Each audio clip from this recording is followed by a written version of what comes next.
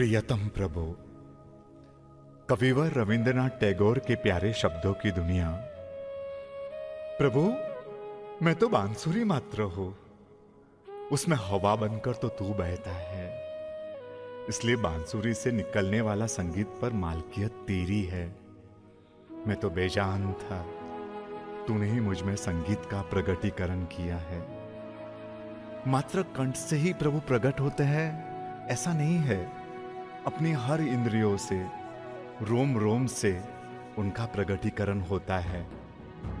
कोई अनुमोदनीय घटना, अच्छी घटना देखी, किसी के गुणों को देखकर आंखों में भीनास आ गई, मैं कहूंगा प्रभु आंखों में प्रकट हो गए, प्रभु आंखों में आ गए। वृंदावन में उद्धव जी आते हैं श्री कृष्ण की जगह उनका पत्र लेकर। सारी गोपियां रथ को घेर कर खड़ी है, उद्धव जी पत्र लेकर सामने खड़े हैं। पर आश्चर्य, एक भी गोपी पत्र लेने के लिए हाथ आगे नहीं करती है। उद्धव जी को आश्चर्य, कृष्ण का पत्र है, फिर भी गोपियां पत्र को ले नहीं रही है। कारण नहीं लेने का? कारण यह था कि सभी गोपियों की आंखें भीनी, पत्र कागज का है इसलिए कोमल है। कृष्ण की विरह वेदना के कारण पूरा शरीर विरह अग्नि में जल रहा है। विरह वेदना के कारण शरीर की यह स्थिति, इसलिए हाथ की उंगलियां भी गर्म। डर लगता है कि छूने से पत्र जल जाएगा। ठीक है, स्पर्श नहीं करती, नजदीक आकर देखे तो अपने कृष्ण ने क्या लिखा है उनके लिए। फिर भी कोई गोपी नजदीक भी नहीं आती। कृष्ण का पत्र आया है, उसका आनंद, उसकी खुशी दिल में नहीं समा रही है, लेकिन मजबूरी है, चाहकर भी नजदीक आकर पत्र पढ़ नहीं सकती। कारण विरह। कृष्ण के विरह की अग्नि उस पत्र को जलाकर खाक कर देगी।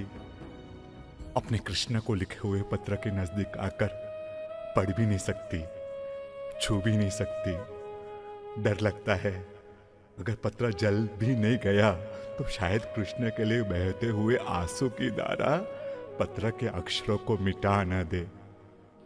दो विरोधी तत्व प्रेम में दिख रहे हैं, पत्र मिलने की खुशी के आंसू और कृष्ण की विरह की वेदना के आंसू। उद्धव जी ने उनसे पूछा, कृष्ण के लिए इतना प्यार, कृष्ण के लिए इतनी विरह वेदना, कृष्ण के लिए यह दुनिया, किस तरह ये दुनिया बनाते हो आप?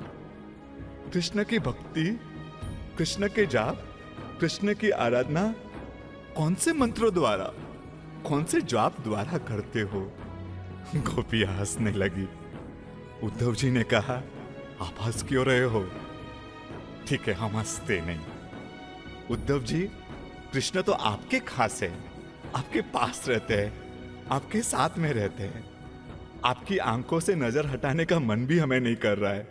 कारण यह आंखें कुछ देर पहले हमारे कृष्ण को देखकर आई है, इसलिए हमें आपकी आंखों में हमारे कृष्ण की छवि नजर आ रही है।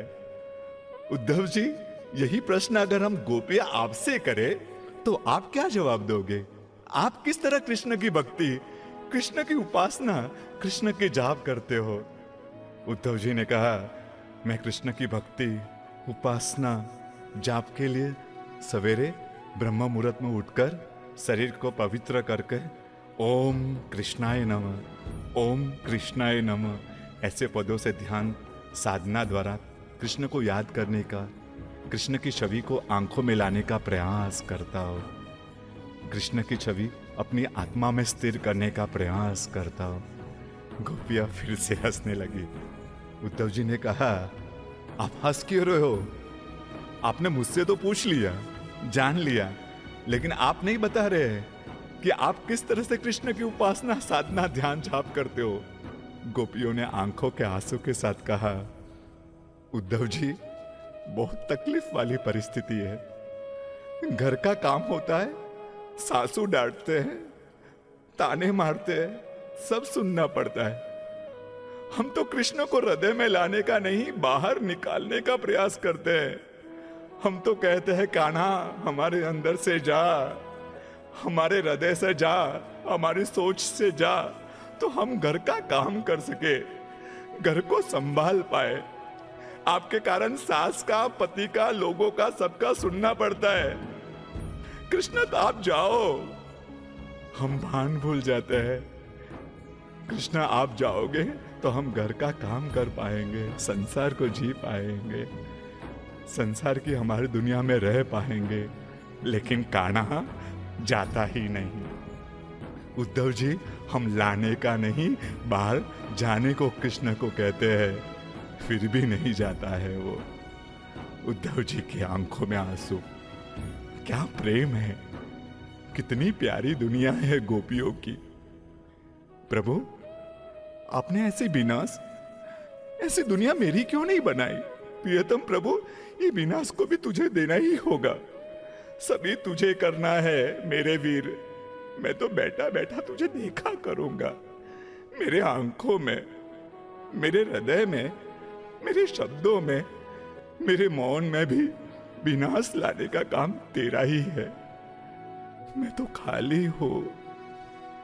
विनाश तुझे ही भरनी है, विनाश तुझे ही भरनी है प्रभु, तुझे ही भरनी है।